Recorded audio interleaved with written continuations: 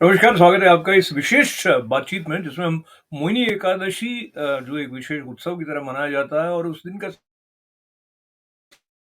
संबंध जिस दिन विष्णु भगवान मोहिनी रूप में प्रकट हुए थे। ये देखिए आपको उनकी तस्वीर जो है ये दिखाई दे रही है और एक तस्वीर है रसिक जन है उनके द्वारा प्रस्तुत की गई और फ़ेसबुक पर मेरे भ्राता विट्ठल रामदेव जी द्वारा इसको लगाया गया था।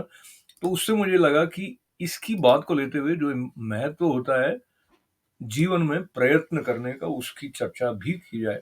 तो हम थोड़ी-सी मोहिनी एकादशी की बात करते हैं इम्पोर्टेंस ऑफ एफर्ट्स यानी कि प्रयत्नशीलता का जो महत्व हमारी परंपरा में है, उस पर भी थोड़ा ध्यान देते हैं। पर सबसे पहले बात करते हैं मोहिनी एकादशी यानी कि वो वाला दिन, जिस दिन अमृत मंथन के बाद में अमृत निकल कर आ गया। अब अमृत निकल कर आ गया था, उसके पहले की कथा में जो शिव जी ने विष धारण किया था, वो सब बातें हैं। हम सीधा मोहिनी एकादशी की तरफ मोहिनी रूप में वो क्यों आए?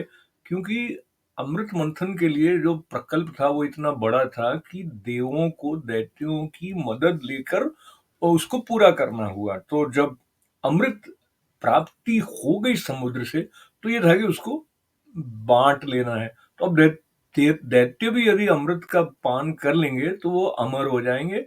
इस प्रकार की बात न हो, इसके लिए क्या उपाय किया जाए? तो फिर जैसे कि बहुत सारी कथाओं में है मुसीबत जब होती है, समाधान के लिए विष्णु भगवान आते हैं। तो वो विष्णु भगवान पधारे मोहिनी रूप में। मोहिनी का अर्थ ही ये होता है जो आपको मोह ले। तो इतना सुंदर रूप लेकर वो आए कि जो दैत्य थे वो भी उनकी तरफ आकर्षित हो गए, आसक्त हो गए और फिर उन्होंने ये ज़िम्मा मिल-जुल कर ये दे दिया मोहिनी स्वरूप वाले विष्णु भगवान को कि वो अमृत का वितरण करेंगे। तो पंक्ति बनाकर बैठने के लिए उन्होंने कहा एक तरफ दैत्य बैठ गए, एक तरफ देव बैठ गए।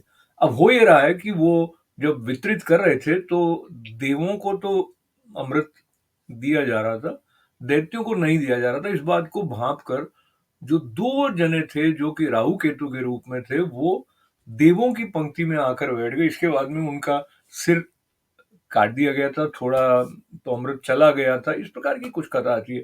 अब इसमें बहुत सारे रहस्य हैं, बट संकेत रूप में ये है कि जो अच्छा है वो बना रहे, ये भाव है। अच्छा वो है जो कि दूसरों के कल्याण की सोचता है, प्रकाश देता है। इस प्रकार से हमारे देव हैं, ऐसा मान लेते हैं। अब लेकिन आप देखिए देवों की भी बात है ना, उसके अंदर भी इस कथा में भी है कि उन्होंने पहले भी बहुत प्रयत्न किए थे, फिर प्रार्थना भी की थी, फिर शिव जी से भी ये प्रार्थना की थी कि जो इसमें अमृत मंथन के लिए जा रहे हैं, बहुत सारे अवांछित पदार्थ जो निकलेंगे उनको कैसे उनको नियोजित किया जाएगा। फिर शिव जी तैयार हुए, उन्होंने अपने कंठ में धारण किया।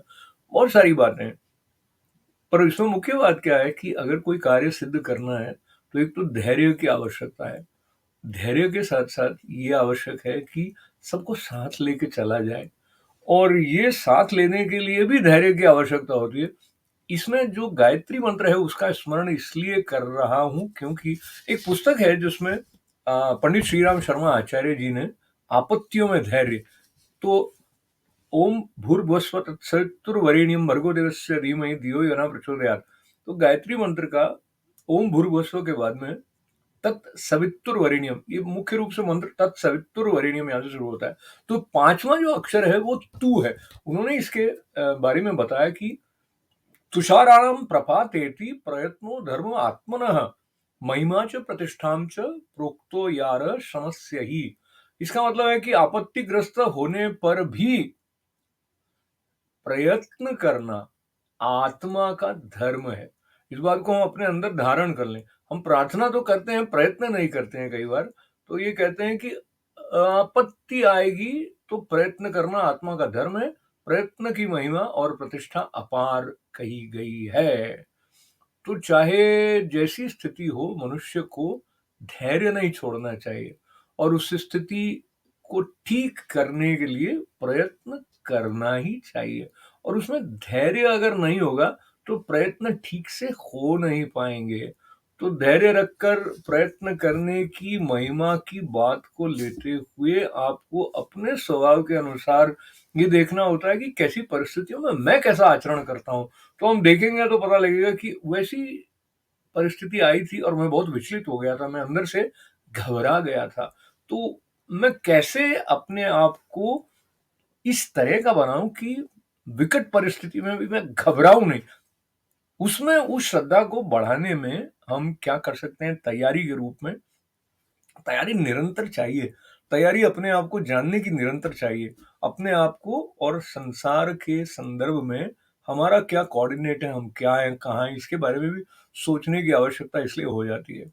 और ये जो त्योहार आते हैं जैसे मोहिनी एकादशी अभी आई, तो मोहिनी एकादशी के द्वारा भी जो कथाएँ हैं, उनकी तरफ जाते हुए पहले मैं सुनता था बचपन में कि अमुक कथा होगी तो उससे ये हो जाएगा, वो हो जाएगा। मुझे लगता है कैसे संभव है? पर धीरे-धीरे मुझे लगता है इन कथाओं के माध्यम से हमारा चिंतन, हमारी सोच का जो प्रवाह है वो उस दिशा में हो जाता है जहाँ से कि हम उन्नत भाव को अपने अंदर धारण करें। तो जब अच्छा सोचेंगे तो अच्छा करेंगे तो अच्छा होगा। तो अच्छा-अच्छा आपके जीवन में हो ऐसी प्रार्थना के साथ ही ये छोटी-सी बातचीत करने का एक जो मन में भाव आया, उसको पूर्णतः आपके देखने से मिली इसलिए आपका बहुत सारा मंगल कामनाओं के साथ आभार है। नमस्कार।